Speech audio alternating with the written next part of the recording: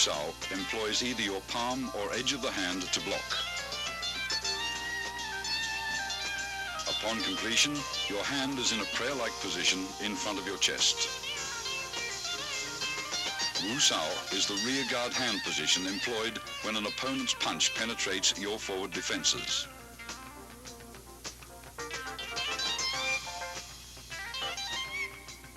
It is employed either to block outward with the hand's edge or inward with the palm.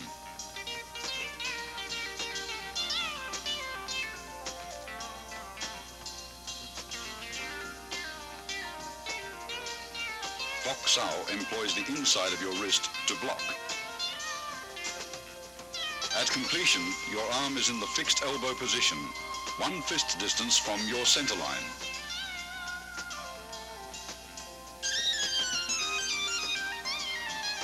Fox Sao is important in sticking hands practice.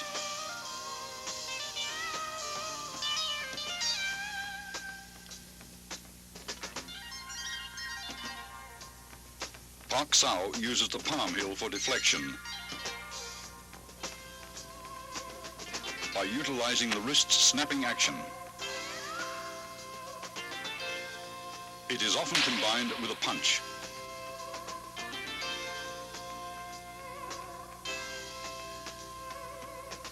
Jump Sao is an oblique downward chopping motion that employs the hand edge or forearm to block. Upon completion, the arm is in the fixed elbow position. The arm motion is slight, since the elbows stay close to the center line. Its effectiveness lies in body shifting.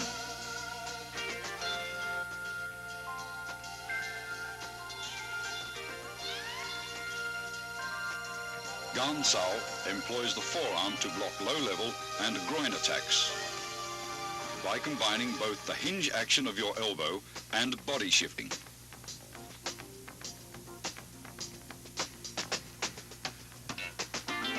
It is usually used to block kicks.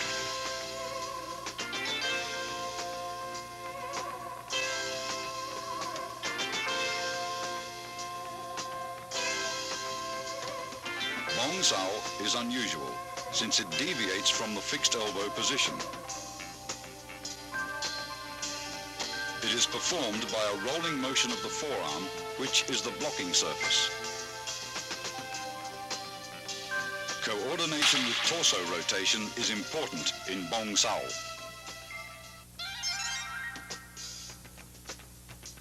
Wing Chun kicks, used for either harassment or closing the fighting gap, always supplement the hands with fast and low direct strikes to the groin, knees, or shins.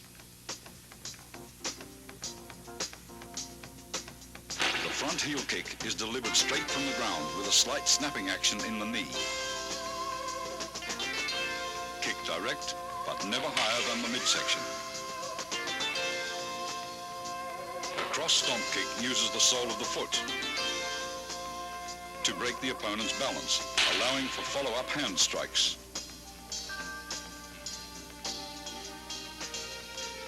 The low side kick is for stomping down with the heel or sole of the foot.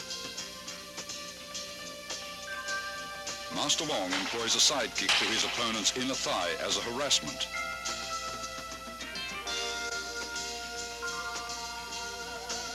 This is a cross stomp kick to side kick combination.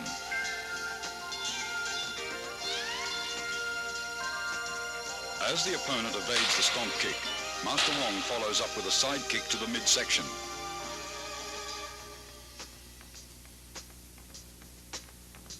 This is a front kick and leg trip combination.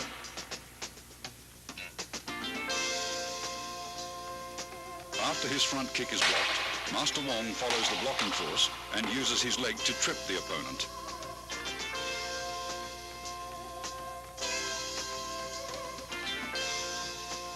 Wing Chun's basic stance is shoulder width or a bit wider. Knees are slightly bent. This natural fighting stance affords both stability and mobility. You should be coiled, ready to burst into an attacking or retreating opponent. Advances and withdrawals are performed by a short shuffling motion of the feet. somewhat like the Western fencing shuffle, where you remain in the same stance throughout.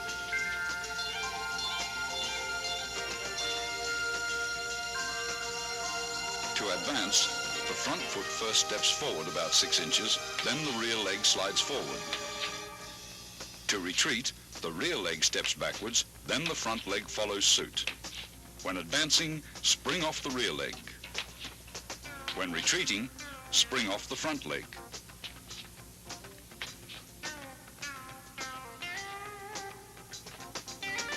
Circle stepping differs from the shuffle in that you actually alternate between left and right stances.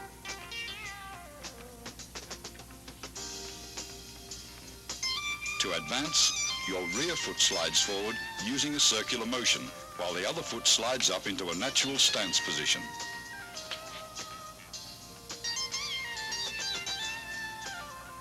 Circle stepping is used for cutting off or pressing an opponent who has great mobility.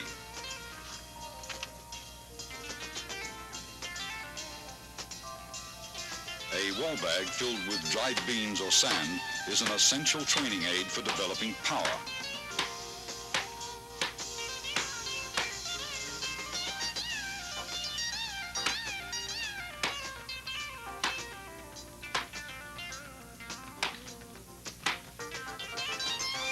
Striking with the fist or palms gives one a feeling of penetration and toughens the skin and bones. Train slowly and gradually.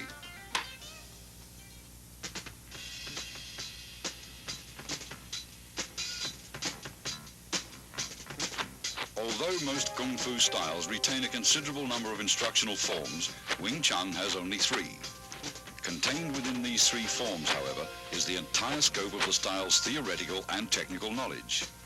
The first form, which is being demonstrated here by Master Wong, is called Siu Nim Tao, or the Little Idea form.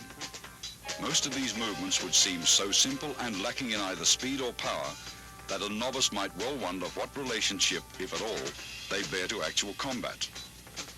Regardless of appearances, Siu Nim Tao is the foundation upon which the entire Wing Chun system was built. It includes most of the basic techniques discussed earlier: stance, shifting, blocks, punches, and finger strikes, as well as all the underlying scientific principles covering the center line, elbow positioning, and the 4 gates. Performed slowly from a stationary stance, it permits the student to learn hand coordination on either side of the body.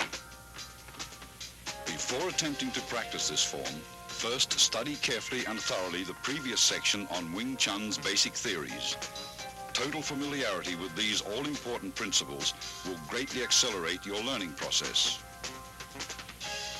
Once you feel you understand all the basic concepts, begin practicing the footwork patterns, blocks, kicks, and strikes, first separately, then in combinations until you can execute them naturally and without any conscious effort. Now you are ready to learn Siu Nim Tao. To perform Siu Nim Tao correctly, you should practice a few movements at a time over and over until you feel comfortable with each motion. Continue on to the next set of movements only when you've absorbed completely the movements of the previous set. After having learned all the movements and in order to test your ability, try to run through the entire form in unison with Master Wong. If you succeed in accomplishing this without any hesitations or stops, proceed to the following sections on form applications. Remember, when practicing techniques with a partner, be careful not to injure him or her. Always exercise control. Once you've mastered the basic theories, basic techniques, Siu Nim Tao, and its applications, you're ready to advance to the next stage, or Chi Sao.